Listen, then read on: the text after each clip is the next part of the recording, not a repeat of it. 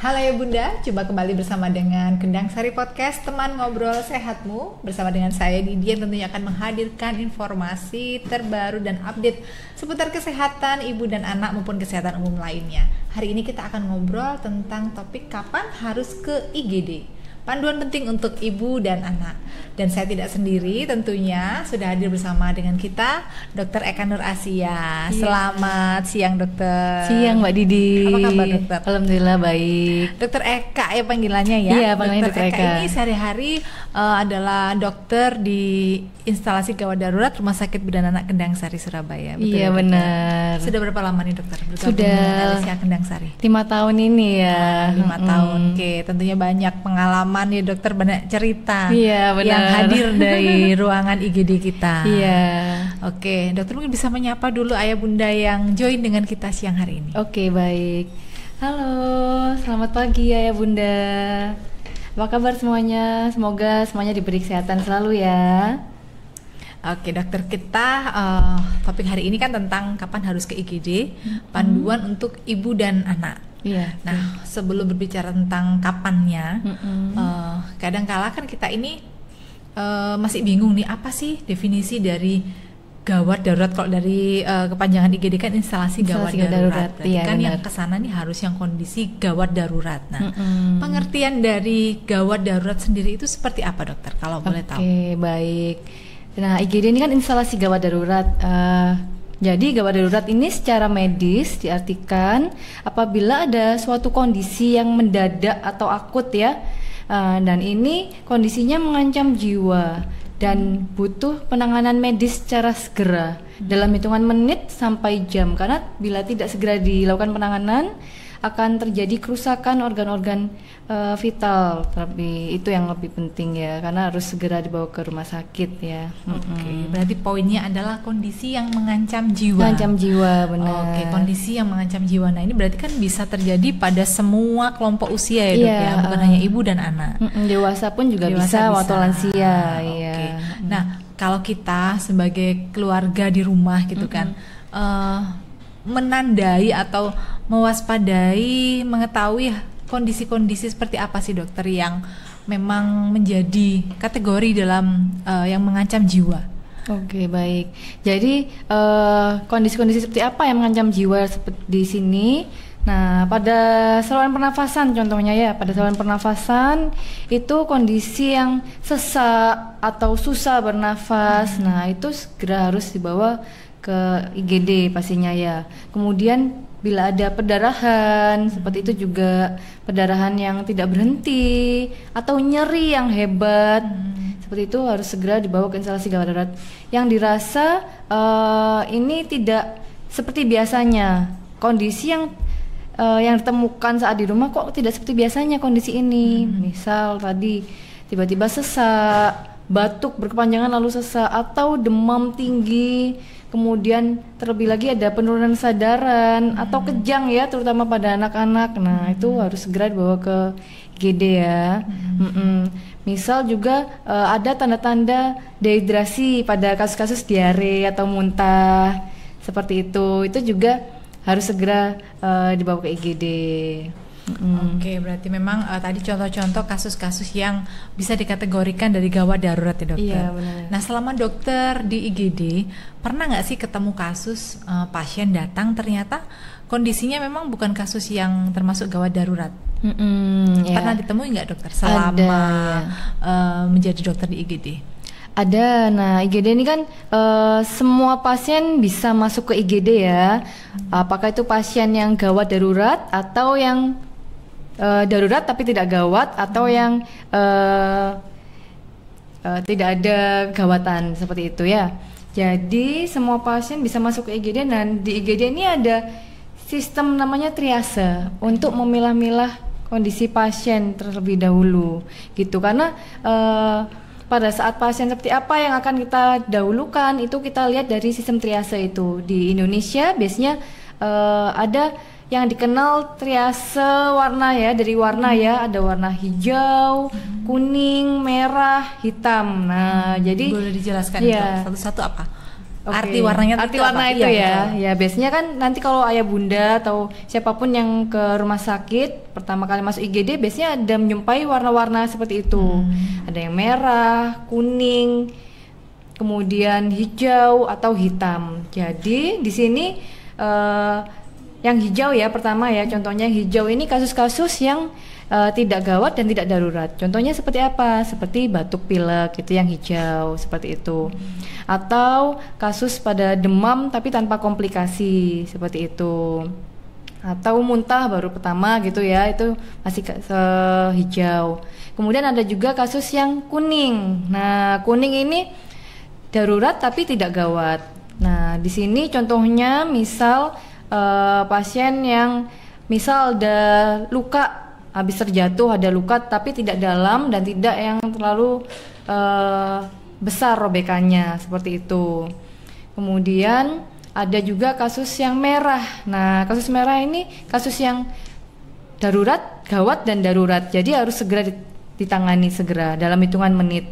Contohnya seperti pasien-pasien yang kehilangan kesadaran, kemudian patah tulang seperti itu atau sesak. Nah, itu kasus-kasus yang merah.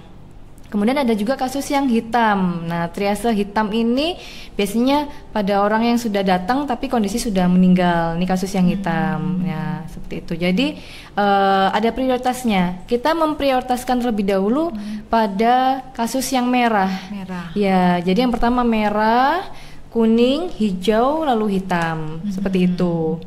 Jadi pastinya nanti ada pasien atau keluarga yang mendampingi pasien tersebut ke IGD. Mungkin ada yang merasa kok saya nggak ditangani terlebih dahulu ya, gitu. Itu mungkin dokternya atau perawatnya atau tenaga kesehatan yang ada di IGD mendahulukan kasus yang merah terlebih dahulu seperti itu. Iya, jadi kita tidak sesuai antrian kedatangan, tetapi sesuai dengan triase. Apakah ini triase yang hijau, kuning atau merah? Pastinya kita mendahulukan triase yang merah terlebih dahulu, yang gawat dan darurat seperti itu. Oke, ini hal penting yang memang perlu kita ketahui sebagai orang awam ya dokter. Iya, Ya, betul yang benar. dokter sampaikan tadi. Kadang ketika kita tidak tahu bahwa ada sistem triase yang Iya. sebenarnya menjadi acuan dari teman-teman dokter di IGD bahwa untuk penanganan di IGD ini ada kriteria kegawat daruratan tadi ya dokter ya, yang Iya, triase benar. disebutnya. Jadi untuk ayah bunda memang yang disampaikan dokter Eka tadi yang didahulukan yang merah ya dokter Merah ya. lebih dahulu ya. Oke, ini menarik sekali. Nah, kan hari ini pembahasannya tentang panduan kegawat daruratan untuk ibu dan anak. Ibu ya, dan dokter. anak, ya, Nah, dokter. kalau untuk anak, nah siapapun nih orang tua kalau anak sakit ya dokter, nggak harus yang kondisi gawat sekalipun pasti panik ya. Terlebih benar. kalau kondisinya sudah tadi yang dokter sampaikan contoh-contoh kegawat daruratan seperti sesak, kemudian kayak kejang tadi, itu paniknya bisa double nih dokter. Iya, Nah, pasti ya. sebelum berangkat ke IGD nih, pasti panik ya. Respon pertama kita sebagai orang tua panik. Apa yang perlu dipersiapkan orang tua saat mau membawa anak ke IGD, dokter? Oke, baik. Jadi pastinya ya namanya orang tua ini akan merasa panik ya. Bolehlah panik tapi jangan yang terlalu panik ya. Tetap harus tenang, tetap tenang karena orang tua butuh tenang karena kita harus fokus terlebih dahulu untuk kondisi anak itu. Ya, misal nih anak ada gawat daruratan pada anak, misal demam, kemudian disertai dengan kejang, pastilah panik. Tetapi jangan lupa tenang juga supaya kita fokus untuk mencari bantuan. Misal mencari bantuan keluarga yang di rumah, atau misal tidak ada keluarga yang di rumah, cari bantuan tetangga seperti gitu ya. Kemudian misal posisi kejangnya adik lama, bisa juga menghubungin langsung rumah sakit atau telepon ini ya, yang ambulan ya, seperti itu. Dan contoh saja kasus kejang ini kan banyak ya, ada kejang demam atau kejang tanpa sertai dengan demam. Bila kejangnya kurang dari 5 menit itu kejang demam sederhana. Nah, kejang demam atau kejang sudah lebih dari 5 menit itu kejang demam kompleks ya. Kemungkinan ada penyebab lainnya. Itu. Jadi misal posisi adik atau anak tersebut kejang, pastikan stabilkan dulu kondisi adiknya di rumah, anak atau anaknya di rumah. Tempatkan anak di posisi yang datar. Kemudian evaluasi durasinya berapa lama kejang tersebut. Jadi kalau misal sempat nih di video ya, ambil HP di video, jadi supaya tahu ini berapa lama durasi kejangnya, kemudian kejangnya tipenya yang seperti apa, jadi supaya terrekod ya di video tadi. Fungsinya seperti itu. Kemudian bila sudah selesai kejangnya bisa dimiringkan, karena apa? Terkadang setelah kejang itu ada beberapa yang akan mau muntah. Nah, fungsinya dimiringkan, bisa miringkan kanan bila muntah supaya tidak tersedak, supaya tidak masuk ke paru-parunya gitu. Setelah selesai kejangnya baru segera angkat anaknya, kemudian dibawa ke IGD terdekat atau rumah sakit terdekat, seperti itu. Oke, contohnya jadi ya. Ini contoh pertolongan pertama yang bisa dilakukan ya dokter sebelum berangkat ke IGD. Untuk kasus kejang demam. Kalau misalnya kasusnya jatuh nih dok, ini juga sering kali kan anak jatuh karena asik main mungkin jatuh, atau yang sering terjadi menelan mainan mungkin ya dok. Benar, menelan apa kelereng atau butiran muntah atau apa gitu kan. Nah, apa yang harus dilakukan orang tua kalau kondisinya jatuh misalnya? Baik, kalau misal jatuh ya contohnya ya, contoh misal anak jatuh. Nah, misal anak terjatuh, kita sebagai orang tua tadi ya tetap tenang, boleh panik tapi jangan yang terlalu berlebihan. Tolong anak tersebut kemudian evaluasi apa yang muncul di kondisi anak tersebut. Apakah terjadi perdarahan atau apakah terjadi pingsan, setelah jatuh adik pingsan seperti itu ya. Kemudian dilihat apakah muncul gejala seperti muntah yang hebat seperti itu. Karena tanda-tanda cedera otak itu salah satunya pingsan, muntah, atau keluar muncul perdarahan melalui hidung atau telinga seperti itu. Bila tidak muncul tanda-tanda seperti tersebut, bisa dilihat lagi kondisinya apakah muncul perdarahan, misalnya ada luka ya di kepala atau di bagian tubuh lainnya, apakah ada perdarahan. Misal ada perdarahan, sebelum berangkat rumah sakit mungkin bisa ambil kain atau kasa yang bersih gitu, ditekan di area luka yang keluar perdarahan tersebut. Nah, setelah itu baru sambil dibawa ke rumah sakit seperti itu ya. Jadi fokus untuk melakukan pertolongan pertama terlebih dahulu di rumah sebelum dibawa ke rumah sakit. Setelah itu, setelah ditutup lukanya, misal ada luka ya, kemudian segera bawa ke rumah sakit itu. Ya, jadi memang upaya yang dilakukan di rumah ini harapannya bisa mengurangi rasa sakit atau mengurangi keluhan lebih dulu ya dokter ya. Nah, ketika orang tua memutuskan untuk oke kita ke IGD, ada yang harus dibawa nggak sih dokter? Yang harus dipersiapkan oleh orang tua untuk dibawa? Kalau misal ada yang dibawa, kalau sempat membawa buku KIA-nya boleh dibawa, tapi kalau tidak sempat ya sudah. Kemudian jangan lupa catatan ya, mungkin catatan apakah ada alergi atau tidak ada alergi, supaya tahu. Misal nih ternyata yang membawa kakeknya atau neneknya, kan tidak ingat ya alerginya apa. Mungkin kalau misalnya ada catatan di rumah dibawa, atau enggak nanti menghubungin orang tuanya yang mengerti kondisi adik. Oke, dan untuk yang kasus yang tertelan ya, tertelan benda asing ya, misal tertelan mainannya, kelereng atau koin ya, atau makanan, wah itu bahaya sekali ya. Itu resiko tersedak, resiko mengalami gangguan jalan nafas ya, jalan nafasnya tertutup oleh benda asing tersebut. Jadi misal ada pasien atau anak yang di rumah tersedak, atau orang tua melihat, waduh anak saya tertelan mainannya nih, jadi ya segera lakukan bantuan pertolongan pertama terlebih dahulu di rumah. Jadi pertolongan pertamanya apa? Bila anak-anak ini ada namanya Heimlich maneuver. Heimlich maneuver yang untuk anak-anak beda ya, anak-anak sama dewasa nanti sistemnya ini caranya berbeda. Kalau yang anak-anak yang pertama pukul daerah punggungnya, dipukul 5 kali, puk yang agak keras ya, tapi posisi tangan seperti ini. Jadi agak dipukul agak keras 5 kali. Bila belum keluar sambil agak menunduk itu ya, 5 kali, itu 2, 3, 4, 5. Bila belum keluar kemudian dada dipukul juga 5 kali. Bila belum keluar punggung lagi, kemudian bisa diulang dada. Nah, bila belum keluar apalagi muncul sampai bibirnya kebiruan dan tidak bernafas, ya memang harus segera dilakukan resusitasi atau pijat jantung. Nah, harapannya sih setelah dilakukan Heimlich maneuver keluar benda asing tersebut, karena memang hitungannya menit. Kalau misal langsung dibawa ke rumah sakit, takutnya posisi rumah dan rumah sakitnya jaraknya jauh, jadi ya nanti takutnya terlambat gitu. Jadi kalau bisa segera mungkin dilakukan upaya di rumah terlebih dahulu, itu untuk anak-anak. Kalau untuk dewasa ada namanya Heimlich maneuver juga, tapi posisinya beda. Kalau anak-anak kan tepuk punggung dan dada tadi ya. Kalau dewasa kepalkan tangan, kemudian arahkan di antara dada dan perut ya.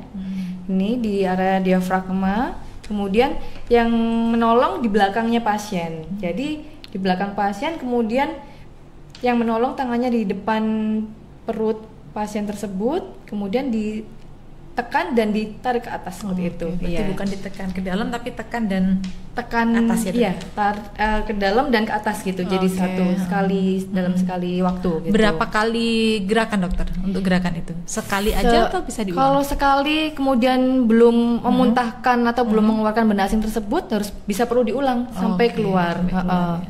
Tapi seperti tadi, kalau misal kesadarannya sudah menurun, bibir biru, kemudian tidak nafas, ya mau nggak mau ada pertolongan pertama lainnya, yaitu dengan resusitasi. Iya. Jadi memang ini pentingnya orang tua untuk tetap tenang adalah bisa memberikan pertolongan pertama ya dokter ya pada anak.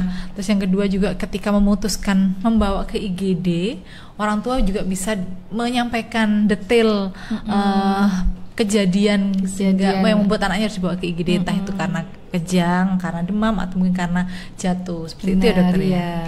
Menarik nih untuk ayah bunda, jadi bekal nih untuk kita supaya pada kondisi anak sakit kita bisa memutuskan kapan anak harus ke IGD maupun bisa dirawat di rumah. Benar. Kalau pada ibu nih ya, pada ibu ini kan kita jadi selain kita yang lebih bisa merasakan ya dokter ya, kalau anak-anak kan kadang-kadang nggak bisa mengeluh tapi tidak spesifik keluhannya sebelah mana. Tapi kalau pada orang dewasa ini kan mungkin lebih enak ya kita memastikan keluhannya di sebelah mana karena dia sudah bisa menyampaikan. Nah biasanya kondisi-kondisi untuk ibu mungkin lebih spesifik ibu hamil ya, dan ibu pasca melahirkan dokter. Kondisi-kondisi yang termasuk kategori gawat darurat ini seperti apa contohnya? Oke, pada ibu hamil terlebih dahulu ya. Oke, pada ibu hamil di sini kondisi yang dikatakan gawat darurat.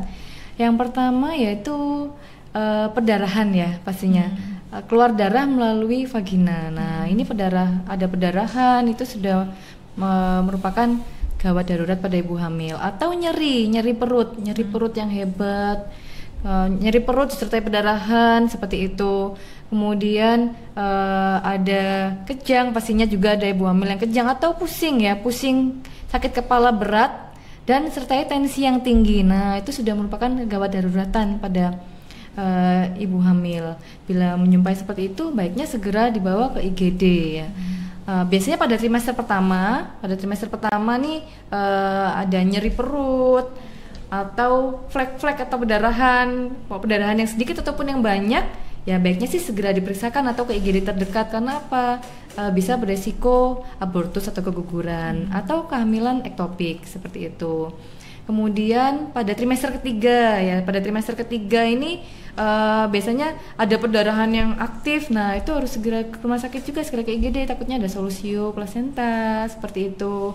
Atau sudah nyeri perut bawah, sudah ada kontraksi tiap 5 menit sekali, sudah makin adekuat. Nah, baiknya sih segera ke rumah sakit, nanti akan dilakukan pemeriksaan lebih lanjut apakah sudah ada tanda-tanda persalinan seperti itu.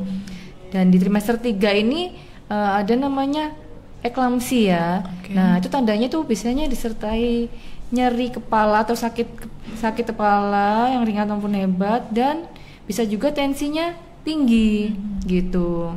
Itu juga sudah merupakan tanda kalau itu ada tanda eklamsi ya, baiknya sih langsung segera ke rumah sakit. Jadi ini kondisi-kondisi gawat daruratan pada ibu hamil ini bisa terjadi di sepanjang usia kehamilan ya dokter ya. Nah, kalau pada yang pasca melahirkan dokter? Pasca melahirkan. Biasanya yang sering kali dokter temui atau kasus-kasus yang tergolong gawat daruratan apa? Oke, pasca melahirkan di sini misalnya sudah melahirkan ya, mau baik normal maupun sesar.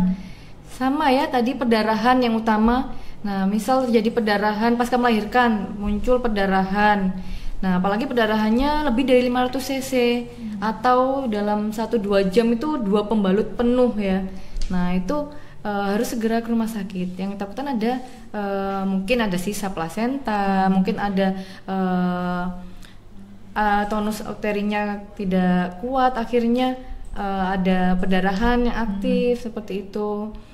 Bisa juga eklamsia juga bisa terjadi pasca melahirkan sampai usia pasca melahirkan kurang lebih sampai 6 mingguan biasanya ya, 4 sampai 6 minggu. Nah, misal muncul gejala pusing juga seperti tadi, pusing hebat atau sakit kepala, tensi juga tinggi, atau bengkak ya, mungkin bengkak di kaki seperti itu bila ditekan kembalinya lama. Nah, ada edem ya, tungkai, itu segera ke rumah sakit sih.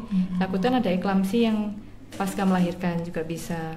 Ada juga ini baby blues ya. Itu itu bisa muncul pasca melahirkan ya. Jadi bundanya mungkin seperti depresi, kemudian tiba-tiba suka marah, berubahlah beda ya. Kalau tidak seperti biasanya, moodnya tidak seperti biasanya, dan mungkin sampai mengganggu apalagi. Nah, baiknya juga segera ke IGD atau ke rumah sakit untuk kontrol. Karena apa? Baby blues itu juga mempengaruhi kondisi bundanya juga, dan nanti juga bisa ke bayinya juga, berdampak pada bayinya seperti itu. Nah, kalau untuk kondisi-kondisi pasien baik ibu maupun anak yang memang sudah ditangani di IGD dokter ya, biasanya observasi di IGD itu berapa lama sih dokter? Apakah bisa sampai berhari-hari atau cukup dalam hitungan jam saja? Selama ini biasanya seperti apa dokter?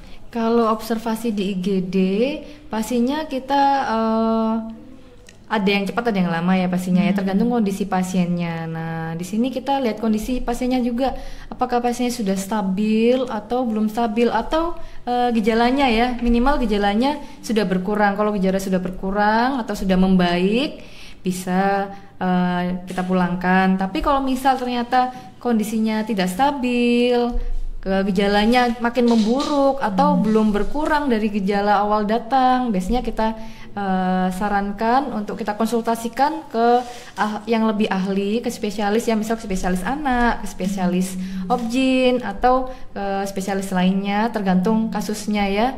Kemudian kalau misalnya perlu rawat inap, ya nanti kita akan rawat inapkan seperti itu.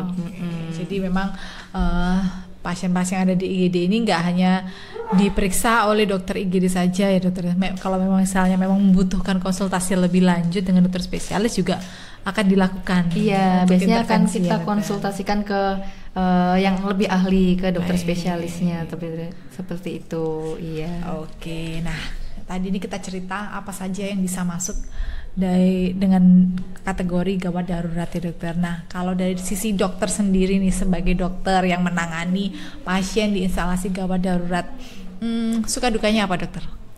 Suka dukanya pastinya ini ya, senang kalau melihat pasien kita sudah membaik setelah kita observasi, kita beri terapi, pasiennya membaik, pastinya kita senang. Nah, di sini sebagai dokter IGD ada juga tantangannya ya. Tantangannya ya salah satunya misal nih ada beberapa pasien berdatangan pada saat yang sama. Nah, di sini kan kita juga melihat dari triase kondisi pasien tersebut. Nah, ada beberapa yang mengerti tentang triase, ada beberapa juga yang belum paham ya. Jadi pastinya kita mendahulukan yang triase merah atau kuning terlebih dahulu. Jadi yang triase hijau atau pasien dengan triase hijau mungkin akan agak menunggu sedikit lebih lama daripada pasien yang dengan triase merah atau kuning. Sedangkan pasien yang merah atau kuning tuh datangnya bisa jadi yang paling belakangan atau pas barengan seperti itu. Jadi kita melihat triasenya terlebih dahulu ya. Misal nih ternyata ada pasien yang membutuhkan tindakan segera atau harus operasi segera seperti itu ya. Atau misal ada pasien yang perdarahan atau demam dengan kejang. Nah, pastinya kita mendahulukan pasien-pasien dengan triase yang merah atau kuning yang terlebih dahulu gitu. Itu tantangannya salah satunya ya. Jadi kita menghadapi langsung ke pasien dan keluarga pasien gitu. Apalagi menghadapi keluarga yang panik ya. Iya benar. Mau yang triasenya hijau, kuning, merah, ini pasti ada panik-panik sedikit ya dok ya gitu kan. Jadi tantangannya adalah bagaimana menenangkan pasien, mengedukasi pasien, menenangkan pasiennya, menenangkan keluarga pasiennya juga seperti itu. Berarti kalau seringkali kan stigma atau penilaian masyarakat, aduh kalau ke IGD itu pasti lama. Nah ini sebenarnya mitos atau fakta sih dokter? Ya sebenarnya ada faktanya juga ya. Karena pastinya namanya IGD kan tidak selalu kosong ya. IGD itu kadang ya ada pasien, kadang juga pas rame pasiennya gitu. Jadi kalau jam-jamnya ada bebarengan pasiennya rame, berbarengan datang ya, pastinya ya mungkin yang dengan triase hijau tadi menunggu agak sedikit lebih lama ya daripada yang dengan triase merah atau kuning tadi. Dan biasanya misal nih diperlukan pemeriksaan lebih lanjut atau pemeriksaan penunjang. Jadi kan menunggu hasil pemeriksaan penunjang tersebut, mungkin butuh dikonsultasikan juga ke spesialisnya. Jadi butuh menunggu waktu lebih tunggunya lama karena kita konsulkan ke spesialisnya. Apakah perlu advis lainnya seperti itu? Misal perlu rawat inap kah?